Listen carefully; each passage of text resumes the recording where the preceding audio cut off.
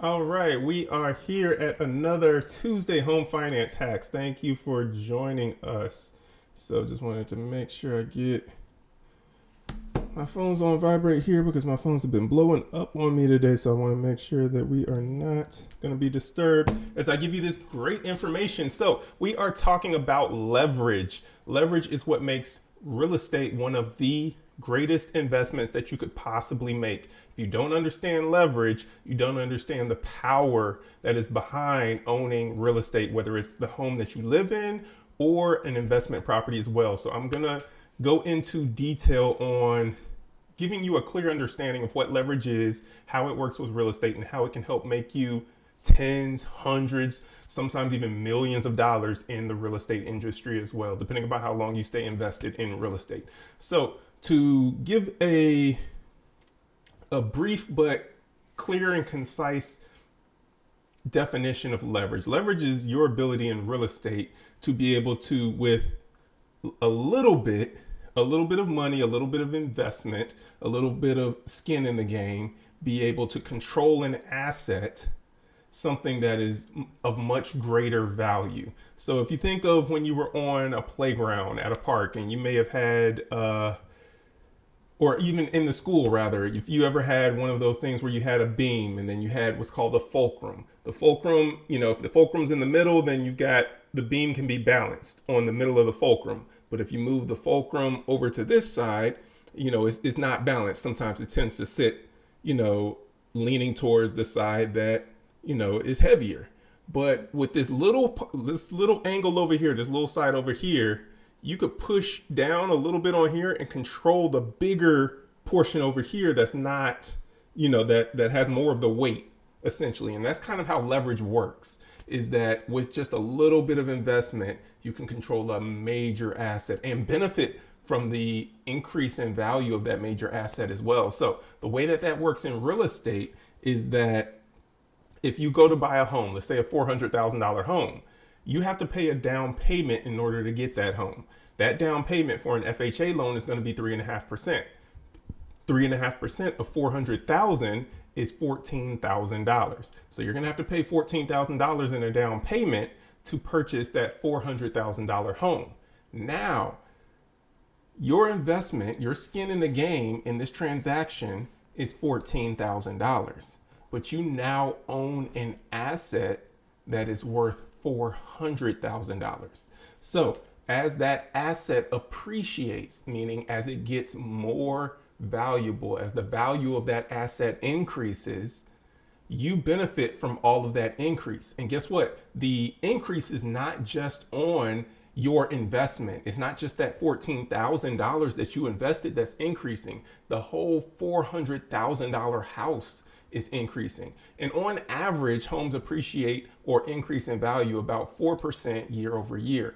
And so a 4% increase in value is $16,000 on average in any given year. So let's say that, for example, you purchase that home, your investment is $14,000. That's the down payment. And now in a year from that time, on average, that home will be worth $16,000 more. That $400,000 home will be worth $16,000 more. So in just 1 year, that home is already has already increased in value more than what your initial investment was. 2 years, you're over 32,000. 3 years, you're over 48,000. And you see how this continues to exponentially just increase. And so that is the power of leverage. You being able to have, with just a down payment, a small, like we used in our example earlier, with just a small pressure applied to this side right here, you can move all of this weight on this other side. You can control this major asset over here. Now, this is one of the reasons why a lot of people who invest in real estate invest in it for the long term. They like to own real estate for the long term because and they like to also carry debt on that real estate. That's another key with it, because again, if you had that same $400,000 home and you were to pay $400,000 for that $400,000 home, that's great. You own the asset, but that's not leveraged at all. You had 400,000, you paid 400,000, and that's your asset that you own outright, which is great. There's nothing wrong with that at all. But for most of us, we don't have $400,000 in cash that we can just dump into an asset. And so what we do is that we find a bank who is willing to lend us the money so that we can then, with a small down payment, be able to control that $400,000 asset, be able to purchase something that we don't even have the money to be able to purchase, but now we can control it and we can benefit from the increase in value. And on average, like I said, real estate increases in value in the long run, usually about 4% year over year. So that $400,000 asset, that's about $16,000 year over year. If it's $200,000 asset, that's about $8,000 year over year. So you can do the math, 4% times whatever the purchase price is of that home, and you can do the math to kind of see what that appreciation will be for you. Now, some areas might appreciate less than 4%, some might appreciate a little bit more than 4%, and some might vary depending upon the real estate market and the cycles that we go through. So 4% is just an average that has been taken over, the last several decades in the real estate industry. So that includes, the downs of the, Great Recession, 2008, the highs of, when the real estate market was just climbing and climbing. So it includes all of that, and it averages out to about 4%. But understand your neighborhood where you live might be a little bit different. In any case, real estate is a solid investment, because I want to change gears really quickly to paint the picture of the stock market. Stocks are something that people also invest in as well. However, there's not as much leverage when you invest in stocks. You can leverage stocks, but it is also a much riskier investment. And so what I mean by that is, we'll talk about the non-leveraged investments with stock first. So you go and you buy a stock. Let's say you go buy 10 shares of a company. You paid whatever the buy price was, or whatever the price was for you to buy 10 shares of whatever company you wanted to invest in. You own that. As the stock goes up, your value in that, your value of what you own in that company has increased as well. So those 10 shares, you may have bought them at $100 a piece, and maybe the stock goes up and they're now worth $110 a piece. So you now have more, value than what you had when you purchased the stock. That's not really leverage. However, you do have some people that trade shorts, or they trade puts, and they leverage those assets. They might get them with debt, or they might, and the reason that it's more risky when you do that with stocks is because, unlike real estate, which is a very stable investment, stocks, on the other hand, have a lot of volatility, meaning there are a lot of highs and lows. It's like a roller coaster ride. You're going to have some times where you're going to go up. You're going to have some times where the stock market's going to crash and it's going to go down. It is a very emotionally driven machine. Something happens in the news, something happens around the world, and immediately you see the stock markets react, but you don't see real estate reacting. So think about that for a minute. When you're investing in the stock market and you see something happen with the US striking a deal with another country, you'll see the stock market react. You see something with the US entering into a trade war or tariff war, you see the stock market react. You see something with a war that's going on overseas, or something with oil, or something with food prices, or if there's a famine, or there is, something that's happening with the produce, or a certain particular sector of a produce, or something with, semiconductor chips. It could be one of many things. It's going to cause the stock market to immediately shoot up or immediately sink like a rock thrown into a pool.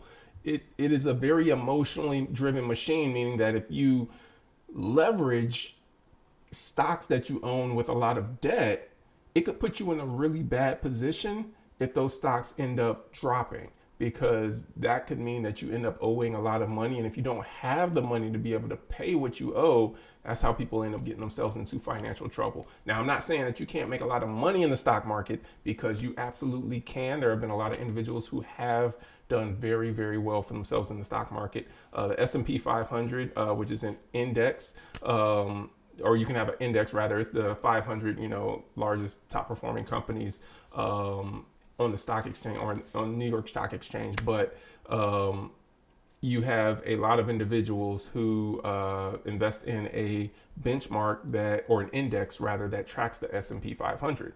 And so by doing that, as long as you can stomach the highs and the lows of the stock market and you stay invested for the long term, the history is that you're going to be better off, because the stock market over the long term, like real estate, tends to go up.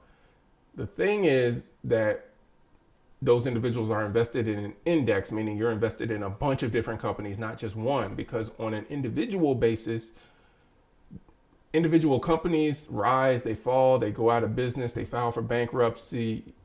All sorts of things happen with individual companies. So it provides a little bit more of a security when you're talking about investing in, collective of things. I've gotten way off track. So we're going to get back on track. In any case, when it comes to real estate, because that's enough with stocks. As you can see, there's a lot more involved with stocks, and it can take you on a roller coaster ride. And you have some people who've done well, some who have not. But when it comes to real estate has been a very stable investment. Again, all of those things that I mentioned, that could be world events, two countries going into a war, an oil crisis, a food crisis, whatever it might be that would cause a stock market to start going crazy and stock prices starting to fall as people are pulling their money out of the stock market. You don't see that same thing happen nearly to any scale, if at all, when it comes to real estate. Those events happen, real estate values still remain what they are. And that says a lot about the real estate industry. It says a lot about the stability of the housing market and why you want to be invested in real estate. And so with that, getting back to leverage, I mentioned leverage in terms of being able to purchase a home with just the down payment, but now with just your small investment in it, you now control this major asset. But there are loan products and loan programs out there which will allow you to be able to purchase a home with no money or no money invested at all. And so now you're controlling this huge asset, this very valuable hundreds of thousands of dollars asset with no money invested at all. And I'm talking, obviously, you've got VA loans out there, which can allow you to accomplish that. You've got USDA loans out there, which can allow you to accomplish it. But you also have down payment assistance loans, which can also allow you to be able to purchase a home with little to no money invested. And you can really start building enormous amounts of wealth. Because let's just do the math really quick. If you were to type it in your calculator, and I'm going to type it in mine here, let's say you're $14,000. So you had $14,000 to put down for a down payment on your home that you're purchasing. Now, if that $14,000 appreciates at 4%, then that's a $560 appreciation for that first year. So first year, after 1 year, you've got $14,560. So after another year of a 4% appreciation, you're at $15,000. After another year of 4% appreciation, you're at $15,700.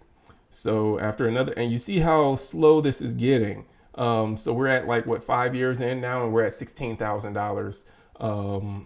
So you started out with 14,000, and now you're at 16,378 after just 4 or 5 years. So you've made $2,378 in 4 or 5 years. If it's just your $14,000 investment that's appreciating at 4% year over year. However, if we're talking about a $400,000 investment, let's take it out to that same 5-year mark. So we take that, multiply it by that 4%, we're at 416,000. Boom. In just 1 year, we've already almost equaled what it took 5 years. Not even really, because we got $16,000. So we're at 16,000. And remember, with the previous one, we only had gone up $2,378. So we're in just 1 year of having that leverage, you're able to immensely surpass where you were with just at 14,000. If it was just the 14,000 I was appreciating. But now that you control this much greater asset, it has that exponential impact. So 400,000 goes up 4%. After 1 year, you're at 416,000. So after 2 years, you're at 432,000. And after 3 years, you are at 449,000, almost 450,000. After 4 years, you are at 467,000. And after 5 years, you are at $486,661.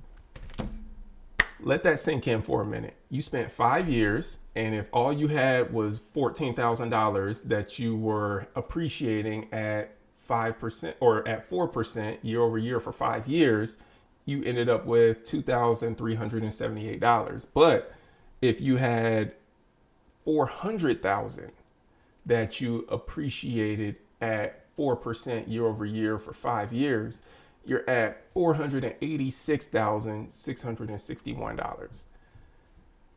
86,000 versus 2,000.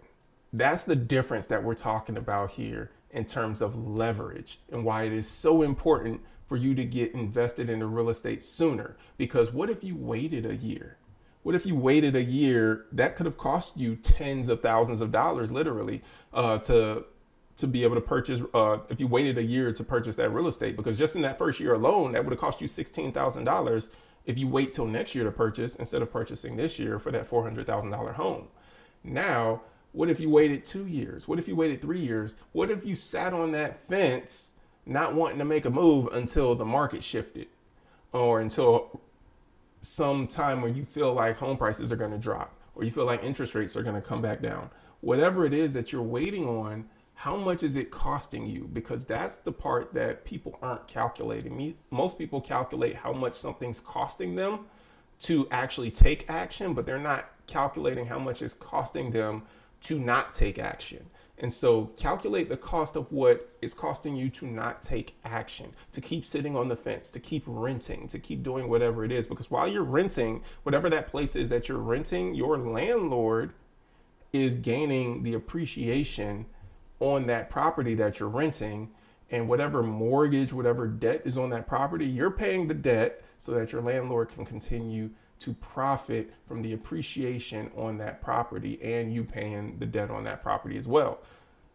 But when you own that property, now you are the beneficiary of all of that appreciation, all of that equity gain in that property as well. So leverage is a huge tool that you really get to understand the big financial impact of it the sooner that you jump into real estate, the sooner that you purchase that home. If I could go back and do it all over again, I would have purchased a home much, much sooner. I purchased my first home after I was in the military for a couple of years. However, if I could go back again, honestly, I may have considered just purchasing a home at my first duty station, and then when I went to my next duty station, purchasing another home, and then while I was overseas after that. So maybe not overseas, but you get the picture. I would have considered just constantly, purchasing another home and purchasing another home wherever I go, because now I'm getting all these homes and then I rent them out. I keep the homes and let them continue to appreciate in value. My investment in those homes is little to nothing. With a VA loan,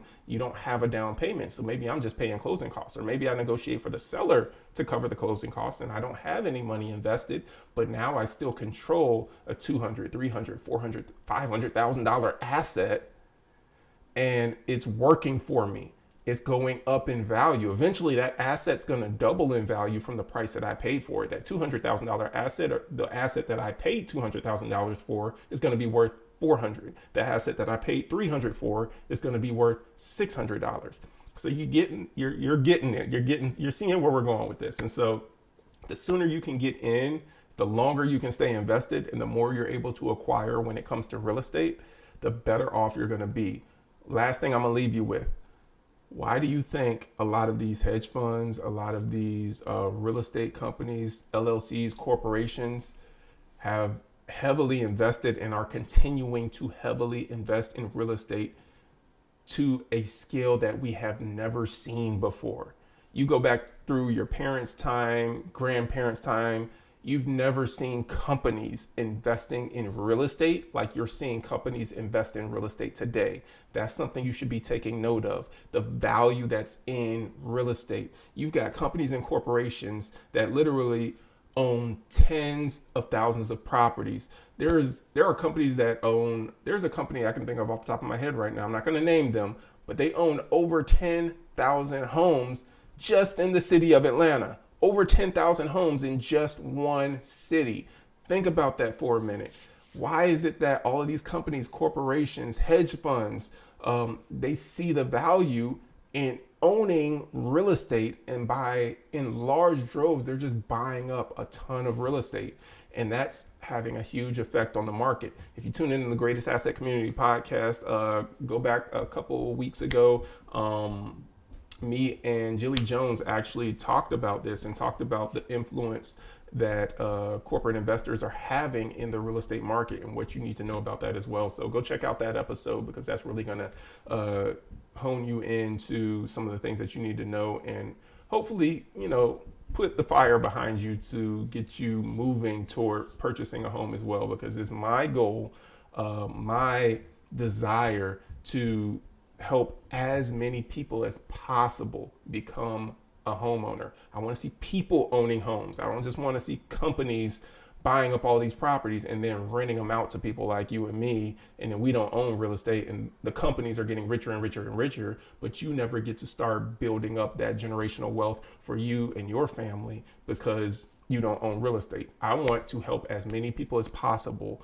be able to get their homeownership journey started, continue their homeownership journey, expand on their homeownership journey. If you want to own 2, 3, 4, 5, 20 properties, that's great. But I want to put that power back in the hands of the people, not in 1 or 2 companies that are just owning tens of thousands of properties. I'd rather help individuals own 5 or 10 or 20 or 50 properties rather than companies owning it all. But think about that for a minute. There's a reason why these companies and corporations, these hedge funds and everybody are making this shift at a scale that has never been seen before in the history of the real estate market in this country, where they are buying up all of the real estate in large numbers. So pay attention to what's happening, where the money's moving, and realize there's huge value in real estate. That's where you're going to want to place your time, your money, your attention, your efforts, and stay invested in real estate for the long term. That's what I have for you. Thank you for taking the time to tune in. Make sure that you check out Greatest Asset Community Podcast. Jilly Jones is going to be back on there with me again. She's going to be a regular, so you're going to be hearing a lot from her. And we're going to be going back and forth, discussing a lot of interesting topics that are really going to help open your eyes to a lot of stuff that's going on in real estate, and some things that are going to help you move in a more strategic way, a more wise direction, as you navigate everything that's happening right now in home ownership and in real estate. So that's what I have for you. Thank you for taking the time to tune in. Take care, be blessed, and we'll see you next week.